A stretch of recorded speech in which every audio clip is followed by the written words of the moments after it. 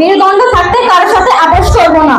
বাধা আছে যেখানে লড়াই করবো সেখানে। এখানে বাধা দ্বারা বোঝানো হয়েছে শিক্ষার্থীদের এক সোনালী জীবনের পথে বাধা হয়ে দাঁড়িয়েছে এই ডিজিটাল ডিভাইস।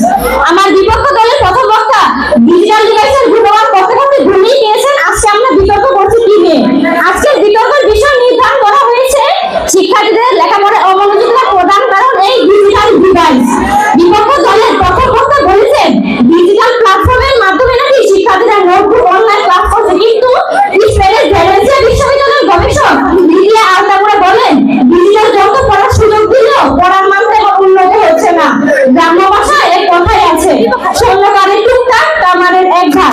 ঠিক তেমনি প্রতিপক্ষ বন্ধুরা মোবাইল ফোনের মাধ্যমে এক সপ্তাহে যা শিখবে বিদ্যালয়ের শিক্ষকরা তার ছাত্রকে 2 থেকে 5 সেকেন্ড শিখাবে। এটাই বাস্তবতা। কাজী নজরুল ইসলাম তিনি তার কবিতা লিখেছিলেন বড় বড় দরখলো কুকুমণি ওঠরে ওই ডাকে দুই চোখে ফুলকপি ছোটরে। কিন্তু আজকে কুকুমণিরা শিক্ষার্থীরা সকালে ঘুম ভাঙে না, কারণ সারা রাত হচ্ছে ফেসবুকে চ্যাটিং করতে টিকটক দেখতে ব্যস্ত। তাহলে সকালে ঘুম ভাঙবে না কিভাবে? আর সকালে ঘুম ভাঙলেই প্রথমে তারা মোবাইলটা ধরে দেখে তাদের টিকটকে ফেসবুকে কতটি লাইক হয়েছে, কতটি কমেন্ট হয়েছে।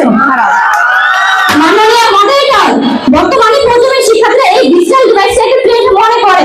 এক প্রতিবেদন দেখলে আমরা বুঝতে পারি, যেমন 2018 সালের প্রতিবেদনে পৃথিবীতে ফেসবুক ব্যবহারকারী সংখ্যা 204 কোটি 20 লাখ এবং বাংলাদেশে 2 কোটি 13 লক্ষ। এদের মধ্যে মাধ্যমিক পর্যায়ের শিক্ষার্থীদের মধ্যে প্রায় 1 লক্ষের বেশি ফেক আইডি রয়েছে, যারা ফেক আইডির মাধ্যমে বিভ্রান্তি সৃষ্টি করছে এবং পড়ালেখায় অমনোযোগী করছে। এত কিছু বলা সত্ত্বেও প্রতিপক্ষ দলের বন্ধুরা যদি মেনে না নেয় তাহলে বলতেই হয় তুমি ফিরবা না, জেনেও আমি ফিরে আসি তোমারই পথে। ধন্যবাদ।